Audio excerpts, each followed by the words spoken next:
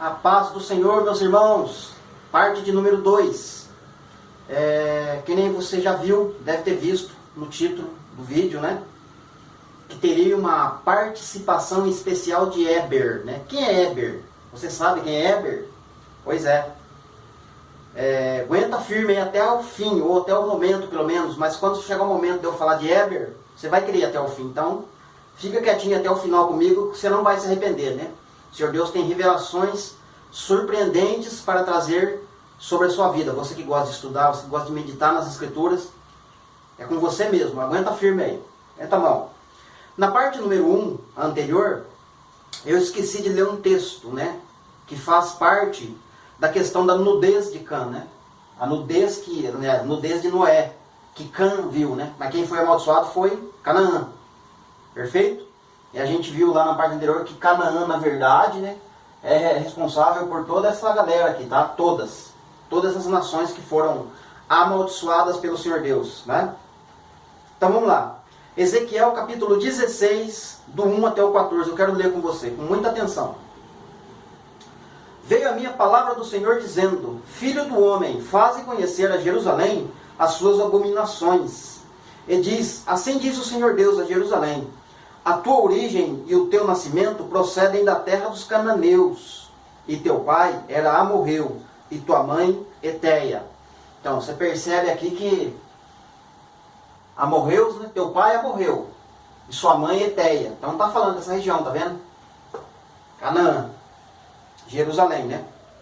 Hoje é Jerusalém, mas antigamente foi Canaã. Quanto ao teu nascimento, no dia em que nasceste, não te foi cortado o umbigo, nem foste lavada com água para te limpar, nem esfregada com sal, nem envolta em faixas.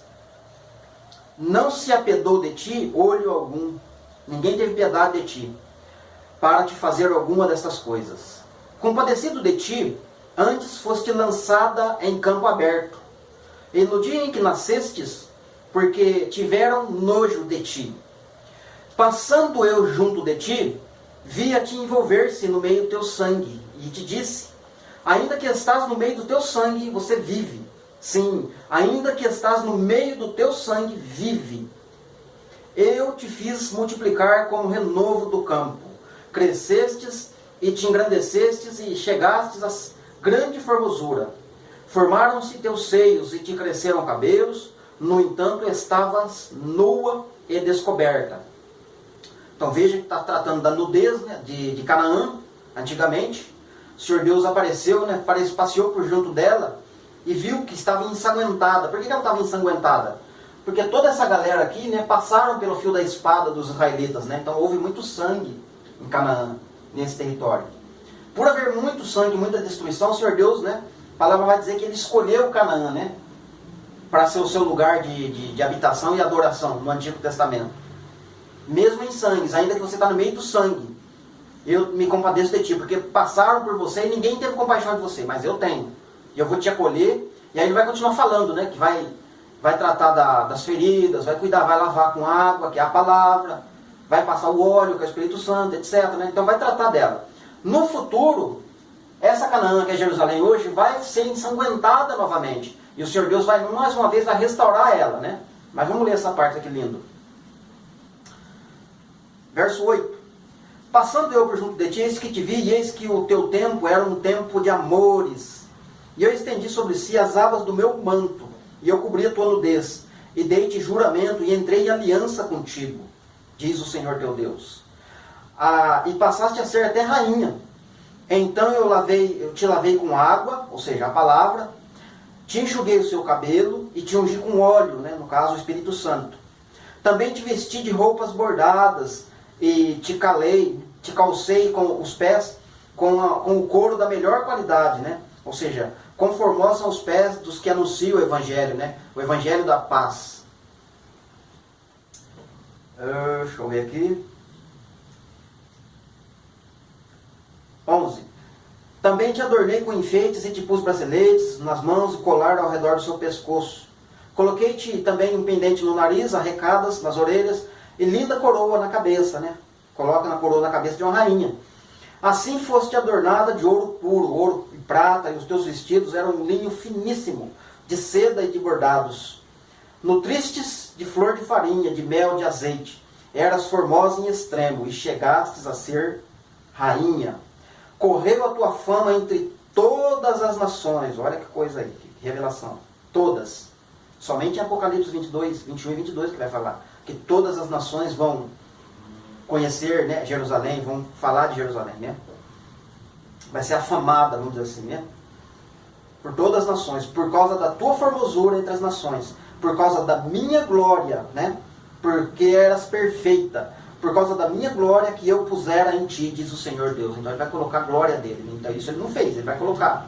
Ou seja, ele vai revestir ela, né, com a sua glória, né? Então, esse capítulo 16 também tem uma outra parte que é um pouco mal interpretada por alguns irmãos aí que estudam também, né?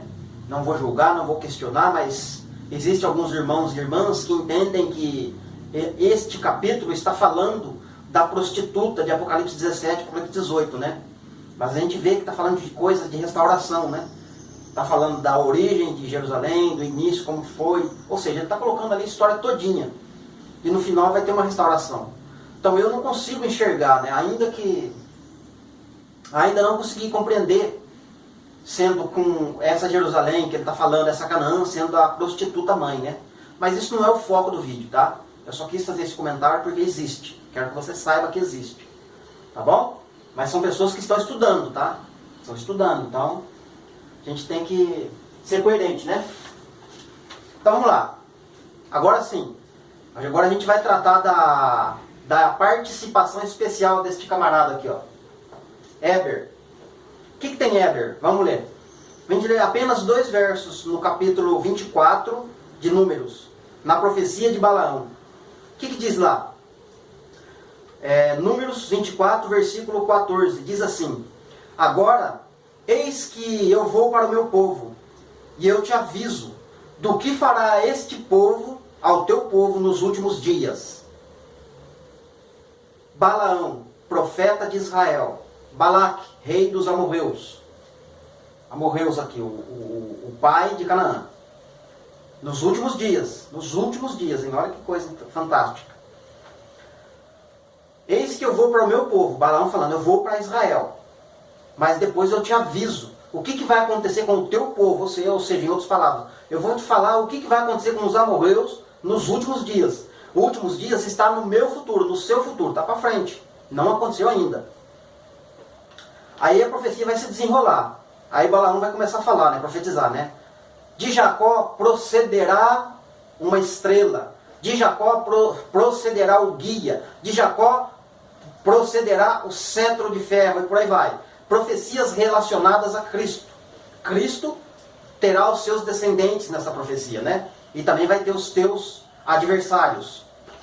Aí no versículo de número 24, olha que fantástico isso, olha que revelação tremenda.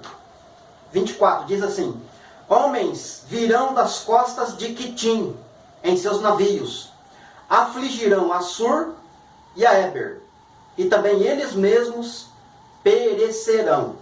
Vamos entender bem devagar que esse verso é muito rico, muito revelador, muito profundo, mas muito mesmo.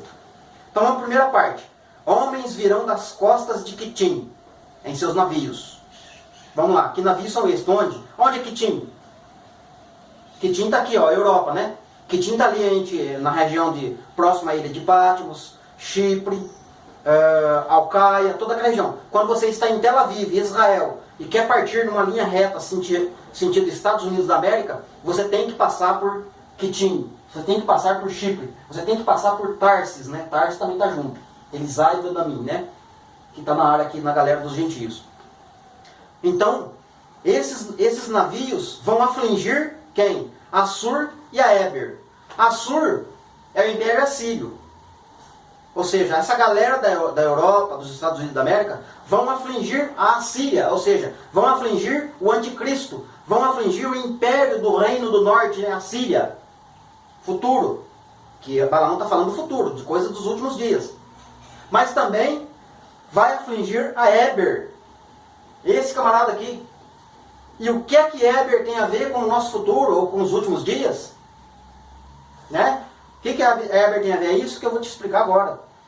E eles mesmos perecerão. Eles quem? Aqueles que vão sair das costas de Quitim, né, de Tarsis, vão sair com a galera para fazer guerra contra o anticristo, que é o reino da Síria, né? Estes vão ser destruídos. Já daqui a pouquinho eu vou mostrar para você, lá em Apocalipse, a destruição dos que foram contra o rei da Síria, né? E o império assírio. Mas vamos lá. Vamos entender primeiro a parte de Éber. Éber, né? Arã gerou Éber, Éber gerou Peleg, juntamente com Joctã, esses dois moços, né? Esses dois rapazes, né? Depois desses dois rapazes, Éber gerou também mais 12, né? Ou seja, mais 12 descendentes. Passaram-se mais 12 gerações. Aí veio Abraão, e por aí desenrola as descendências, né? Mas vamos parar um pouquinho aqui. Peleg significa dividir, significa separar, né? Divisão, Peleg. Joctã significa pequeno. O profeta Obadias, quando ele vai tratar de Edom, ou profecias relacionadas com Edom, sempre inicia-se com essa expressão, né? Eis que eu te fiz pequeno, né? No caso Edom, Arábia Saudita. Pequeno, né? Então, e os historiadores e algumas pesquisas que eu fiz, dá a entender que Joctã deu início à edificação, né, da Arábia Saudita. Eu não digo Esaú, né? Porque Esaú é um povo, mas sim a região lá da Arábia Saudita, entende? Aquele pedaço. Então está dizendo que Edom, uma parte de Edom, uma parte da Arábia Saudita, é responsável por Joctã, um dos filhos de Éber. E o outro filho de Éber é o Peleg, no caso, divisão. E o que aconteceu com Peleg? A palavra fala em Gênesis 10, 25, Gênesis 11, eu não lembro o verso, 1 Crônicas 1, 19, e também tem um salmo que fala de Peleg, né? Eu não lembro agora qual é o salmo. O que diz a palavra? Peleg, deu-se este nome a Peleg porque nos seus dias dividiu a terra, repartiu a terra. Por que repartiu a terra? Porque Joctã se embandeirou, vamos dizer assim, se uniu com Nimrod na edificação da Torre de Babel. Peleg se opôs.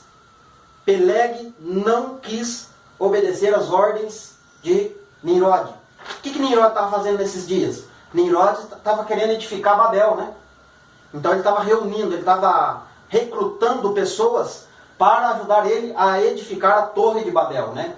Venham, venham, vamos edificar um edifício, eu não lembro o nome que ele usa lá, né? Uma torre, cujo topo atinge os céus, né? E façamos os nossos nomes célebres, né? E Nimrod, a palavra vai dizer que ele era caçador diante do Senhor. E detalhe, no princípio do seu reinado, então ele teve um reinado, ele teve um período que ele reinou, ou seja, ele teve um império. E o que ele fez, além disso? Ele foi até a Síria, né, ou Assur, lá no Iraque hoje, e edificou uma cidade por nome Nínive. E nessa cidade foi, como é que se diz, a sua base militar. De lá ele ditava as ordens, de lá ele dava ordem para os seus exércitos ir perseguir aqueles que se opusessem a não edificar a Torre de Babel com ele. Então, esse rapaz se opôs, né? E ele partiu, deu nino, sumiu. Por quê? Qual foi a ordem inicial do Senhor Deus para Sem, Cã e Jafé? Sejam fecundos, prosperem, multipliquem-se, encham a terra, espalhem-se pela face da terra. Ele está na obediência, ele sabe o que é para espalhar, mas Nimrod não. Nimrod falou, eia, nada de espalhar, galera, vamos se juntar. Unidos nós vamos ser fortes, nós temos que constituir um reino, um império poderoso, somente unidos. Então ele queria unir, juntar o povo para unir. Éber zarpou fora, fugiu, né?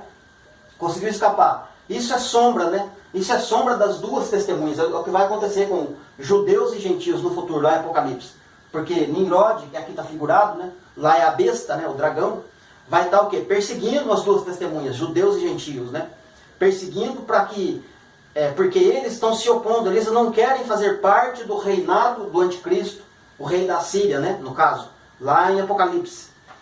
Apocalipse 12 vai aparecer um trecho da perseguição deste Nimrod, né? Perseguindo as duas testemunhas, correndo atrás, querendo fazer guerra e vencendo uma boa parte deles lá em Israel, né? No Oriente Médio. Vai vencer uma boa parte deles, né? Vai matá-los, né? Mas, então se percebe que Números, né, esse capítulo 24 de Números aqui está trazendo uma grande revelação extraordinária para nós com relação aos últimos dias, por meio da vida deste homem, né, Peleg, Eber. E outro detalhe, Eber foi o nome que deu origem aos hebreus, né? Eber é os hebreus, porque olha só que interessante, dá uma analisada comigo. Você tem Jebuseus, Amorreus, Gigazeus, Eveus, Arqueus, Sineus, Arvadeus, Zemareus, Amateus e também tem os hebreus, né? No caso, por causa dele, né? De Eber, né? Hebreus. Só que Eber, né, deu origem ao nome hebreu. Por isso, quando a palavra vai falar de Abraão, vai falar Abraão, o hebreu, né? E detalhe, né? Então, os hebreus descendentes deste homem, né? A partir dele começou a ser chamado hebreus, tá certo? Então, todo o povo de Deus tem por nome, ou por característica, ou por origem, Eber, de hebreus. Não é à toa que no Novo Testamento tem uma carta direcionada aos hebreus, né? E hebreus é 12 tribos. Ah, e daí? E daí que 12 tribos, como é que se diz? Não tem como você falar que Israel é uma coisa e igreja é outra, né? É claro que é um assunto para um outro vídeo.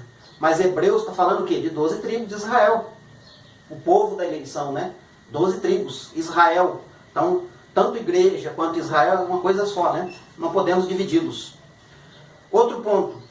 Daniel 11, do 29 até o 31, que vai falar justamente dessa época aqui, né? De Eber, né? Ou dos seus filhos. O que diz lá? No tempo determinado do fim, tornará a avançar contra o sul, mas não será desta última vez como foi da primeira. O que aconteceu aqui, né? Um pouquinho antes. Se você ler um pouquinho antes do verso 29, você vai ver que o rei da Assíria, o rei do norte, desceu a primeira vez contra o Egito para fazer guerra e perdeu a primeira vez, né? Ele foi traído, teve uma questão dos casamentos. Eu esqueci o nome da expressão aqui. Eu sei que ele perdeu a primeira peleja. Então ele voltou para sua terra, voltou para sua casa, a Síria, e ficou lá. Assim como no contexto de Senaqueribe, que o Senhor Deus colocou um anzol no queixo dele, né? Fez ele voltar para o seu lugar. E voltou e ficou em Nínive, ou em Assur, a Síria. Ficou lá. E o que aconteceu? No tempo determinado do fim, tornará a avançar contra o sul, mas não será desta última vez como foi da primeira. Ou seja, nesta última vez ele vai descer contra o Egito e vai engolir o Egito. Não somente o Egito, como os líbios, boa parte da África, enfim, tem bastante nações que ele vai atingir ali. Verso de número 30. Já lemos, 31. Deixa eu ver aqui. Não, é o 30 mesmo. Verso 30. Porque virão contra ele quem? O rei da Síria. Virão contra ele navios de Quitim, que lhe causarão tristeza. Vamos segurar um pouquinho, vamos por partes, né? Que é muita coisa. Olha o Quitim aparecendo de novo no contexto dos últimos dias. Então, navios de Quitim e de Tarsis virão contra ele. Ele quem? A Síria, né? Assur, Nínive, o império do anticristo, Nimrod. Ou figura de Nimrod, né? Prototótipo de Nimrod. Vamos continuar. Virão contra ele, que lhe causarão tristeza. Voltará e se indignará contra a santa aliança, e fará o que lhe aprouver, e tendo voltado, atenderá ao que estiverem desamparados à santa aliança. Aqui no caso, quando ele voltar, ele vai dar crédito, né? Ele vai, como é que se diz? Ele vai dar como é que se diz aqui? Ele vai fazer aliança, ele vai fazer acordo com os que tiverem desamparado a santa aliança. Mas qual santa aliança? A nova aliança que Cristo fez conosco, né? Paulo, em 2 Tessalonicenses, capítulo 2, a partir do verso 4, dali por diante, ele vai começar a falar da apostasia dos últimos dias. Que as pessoas vão apostatar da fé. E o que é apostatar da fé? É deixar de seguir aquilo que estava seguindo. Vão abandonar a santa aliança e vão se aliançar com o império assírio, no caso o anticristo. E por meio disso, o que vai acontecer? Vamos ler o verso 31 agora. Dele sairão forças que profanarão o santuário, a fortaleza nossa, e tirarão o sacrifício diário, estabelecendo abominação desoladora. Que santuário é esse que ele está falando? Não é o terceiro templo de Jerusalém, né? Não é santuário. Por quê? Porque ele está falando que esse santuário é a fortaleza nossa. Então o terceiro templo de Jerusalém não pode ser nossa fortaleza. O prédio ou as igrejas que nós reunimos hoje também não é nossa fortaleza. Porque o nosso socorro vem do Senhor dos Exércitos, né? Mas a nossa fortaleza é Cristo. Então é o corpo de Cristo que vai ser profanado por meio desses irmãos que vão abandonar, vão apostatar da fé e vão abandonar a Santa Aliança. E vão fazer aliança com ele. O que mais que ele faz aqui, então? Olha lá, ó. E ainda ele vai tirar o sacrifício diário, estabelecendo a abominação desoladora. Mateus 24, versículo de número 15, né? Quando virdes o abominável da desolação, de quem falou o profeta Daniel, no lugar santo, no santuário, quem lê entenda. Ou seja, aqui que é o santuário. O santuário, tanto de Daniel, tanto dos profetas, tanto das cartas de Paulo e do Apocalipse, este é o santuário que está falando. E claro, eu sei perfeitamente que tem um santuário nos céus, não feito por mãos humanas, mas esse santuário é o próprio Cristo. Não é? São figuras, né? Aquilo, na verdade, aquilo é a realidade, né? Mas esse santuário vai descer, né? Como está lá em Ezequiel 38. Ezequiel 38, 25 ou Ezequiel 39, 25. Quando estiver no templo do Gog e Magog, no finzinho, o Senhor Deus vai colocar o santuário dele no meio de Israel, 12 tribos. Não é um prédio, não é uma igreja, é o santuário, é Cristo. Vamos continuar. Aí vamos para Apocalipse agora. Apocalipse a gente vai ver quem são, ou melhor, o que vai acontecer com esses navios de Tarsis e de Quitins, né? Que vão fazer guerra contra o Império Assírio. Porque ele está pelejando vencer o Egito, engolir o Egito. Só que enquanto ele está engolindo o Egito, vai vir notícias de Tarsis e de Quitim que lhe causarão tristeza. Mas o que tristeza que vai causar nele? Vamos ler aqui, ó. Apocalipse 8, versículo 8 e versículo 9. O segundo anjo tocou a trombeta e viu como uma grande montanha ardendo em chamas e foi atirada ao mar, cuja terça parte se tornou em sangue. Verso 9. E morreu a terça parte da criação que tinha vida no mar. E também foi destruída a terça parte de todas as embarcações. Está neste momento aqui, ó. Essas embarcações aqui que foram destruídas lá, né? Por meio das guerras. Agora tem um texto aqui que eu quero ler com vocês. Não está muito ligado com Éber, com Quitim, mas faz sentido em tudo que eu estou falando aqui. Isaías capítulo 19, versículo 25. Porque o Senhor dos exércitos os abençoará, dizendo: Bendito seja o Egito, meu povo. Bendito seja a Síria, Império Assírio, obra de minhas mãos. E bendito seja Israel, minha herança. Em outras palavras, essa galera aqui aceitou a Cristo, né? Gente ruim, Império Assírio, Israel que saiu de dentro de Canaã, né? De Judá, né? Que está em Canaã. E também atingiu os gentios, né? Atingiu os gentios também. E como a gente vai compreender, então, esse plano maravilhoso que o Senhor Deus criou dentro desses três homens, né? Sem, Cã e Jafé. Que nem a gente já falou na parte anterior muito sobre a justificação. Eu quero só dar um parecer aqui, né? Sobre a ressurreição, no caso. Toda a galera que faz parte da eleição, os benditos, vamos dizer assim, estão nessa coluna. Nessa coluna, quando tocar a sétima trombeta lá em Apocalipse, em 1 Coríntios 15, 51, o apóstolo Paulo fala, ao ressoar da última trombeta. Ressoar. Ressoar significa que já tocou outras. Porque lá em Apocalipse, somente na sétima trombeta acontece a ressurreição dos mortos e o arrebatamento.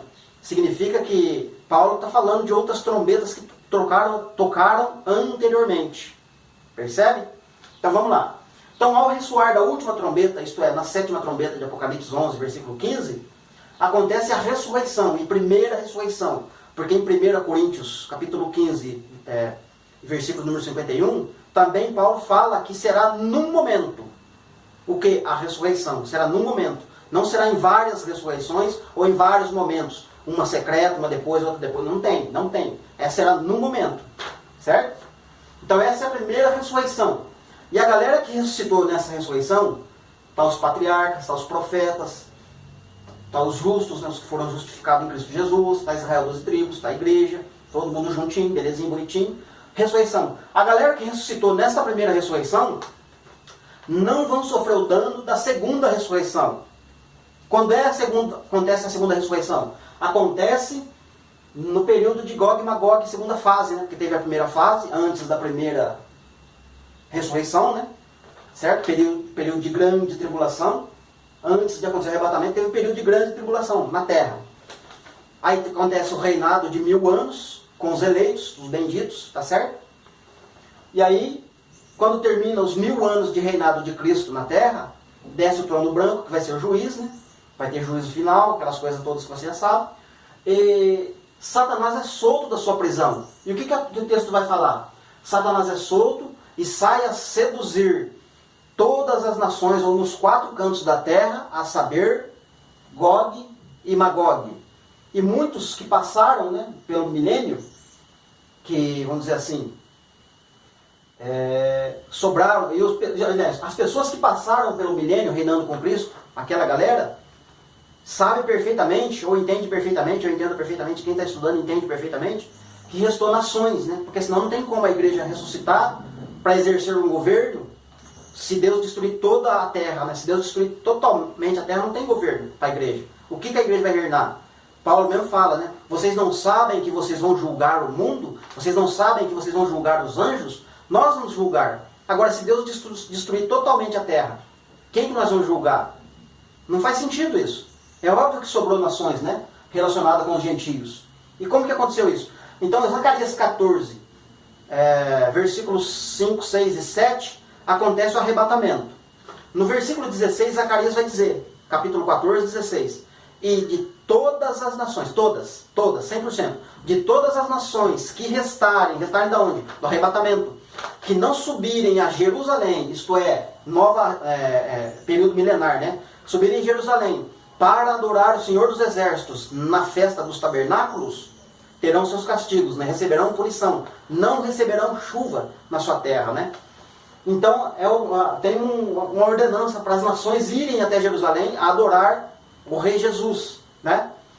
E a galera que não sobe, que não obedece, tem castigo. Assim como no final do milênio, alguns vão ser ressuscitados e vão fazer parte da galera que já está reinando e inicia-se o estado eterno num povo só, mas vai ter pessoas que vão ser levantadas e não vão continuar vivendo, porque vão ser julgados pelas obras, né?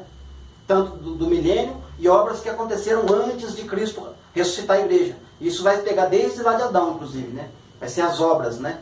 Vai abrir o livro da vida, o livro da lei, o livro da consciência, o livro do pecado contra o corpo, enfim, tem vários livros. Não estão escritos esses livros, mas eu posso conjecturar, né, que tenha livros, né? Porque a Bíblia fala, abriram-se os livros, inclusive o livro da vida, né? E algo me diz, né, que o Senhor Deus gosta muito do número 7. Não vai ser nenhuma surpresa para mim se tiver 7 livros lá, né? Incluindo o livro da vida. Muito bem. Pois muito bem. Então aqui está a segunda ressurreição e aqui está a primeira ressurreição. Todos, né, sendo ortogados, justificados, trabalhados, lapidados por meio de Cristo Jesus que saiu de Canaã, tá certo? Ele nasce em Canaã, né, Israel, Belém, no meio da galera amaldiçoada, e faz o trabalho de justificação. Eu quero ler um texto agora para finalizar. Já era para mim ter finalizado, né?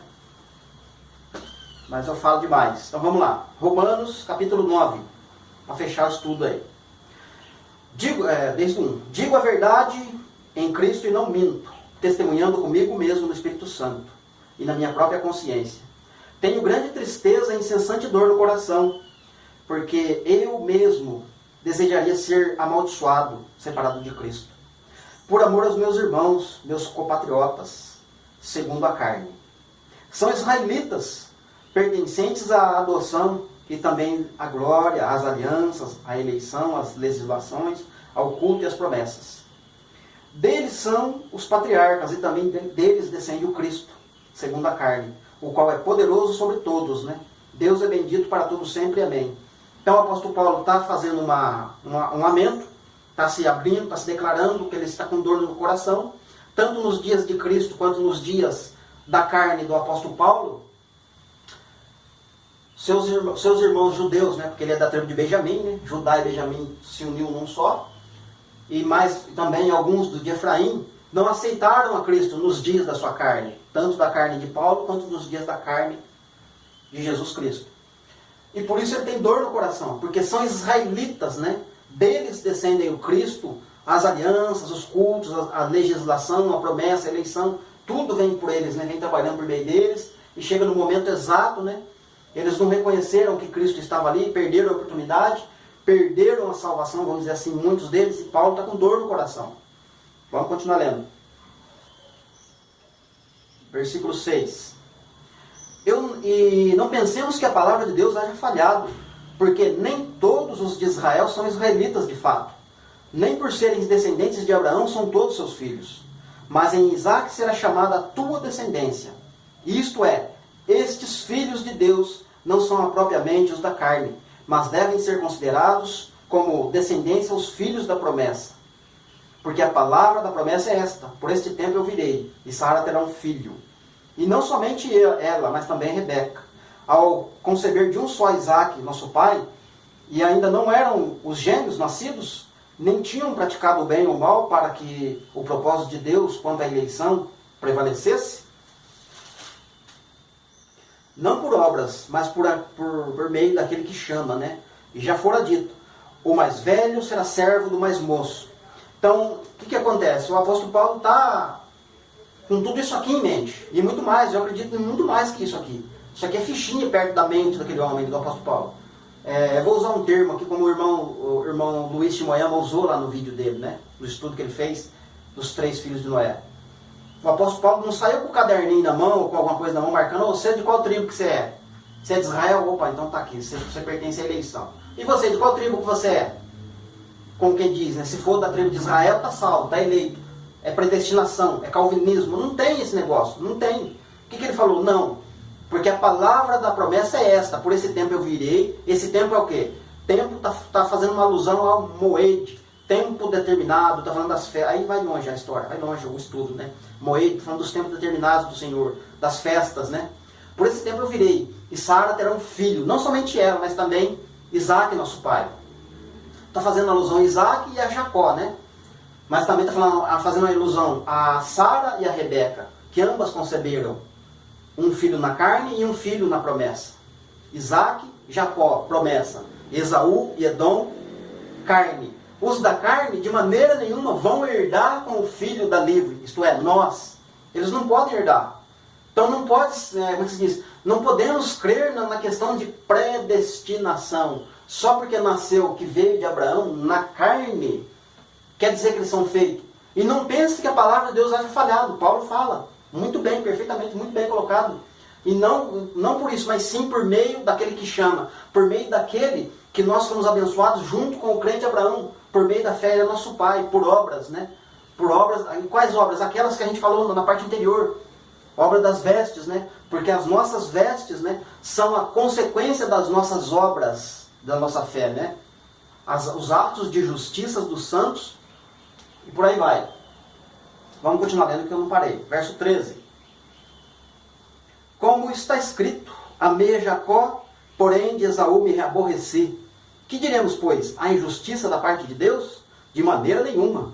Pois ele diz a Moisés, né? Terei misericórdia de quem eu aprover ter misericórdia, e compadecer-me-ei de quem eu aprover ter compaixão. Assim, pois, não depende de quem quer ou de quem corre, mas sim de Deus usar a sua misericórdia. E até aqui tá bom. Muito lindo. Muito lindo. Então percebe-se que o apóstolo Paulo tinha tudo isso em mente e muito mais. Então, amados irmãos, precisamos ter essas coisas em mente. Esses mapas mentais, né? Esses gráficos que a gente faz. Eu faço muito isso em caderno, em papel. Isso ajuda o quê? A memorizar, a imprimir na nossa mente a palavra do Senhor Deus. Os pontos importantes, né? Aí se cumpre o que foi dito em Jeremias 31, né? Que ele faria uma nova aliança com a casa de Israel e com a casa de Judá. Só que naqueles dias, né, com esta nova aliança, ele imprimiria na mente do ser humano as suas leis, os seus mandamentos, e no coração as escreveria. Então, se nós não pegarmos a palavra de Deus e estudar, meditar, riscar, rabiscar e colocar em prática, no sentido tanto dentro do estudo como nossa prática de vida, jamais isso vai entrar na mente e no coração nosso. Tá certo? Eu espero que vocês tenham aprendido alguma coisa, pelo menos alguma coisa desse estudo, que vocês tenham recebido revelações do Senhor Deus através desse estudo também, né? Que vocês tenham acréscimos e que vocês possam passar para outrem essa palavra, tá? Então não esqueçam de curtir, de compartilhar, de marcar as pessoas lá. Faça o possível para que mais pessoas sejam atingidos por esta palavra, por esses estudos. Tá certo, meus irmãos? Que Deus abençoe vocês e até o próximo estudo em nome de Jesus. E eu vou sair da frente da lousa para você tirar um print, se você quiser anotar alguma coisa aí, tá certo? Que Deus abençoe. Até lá!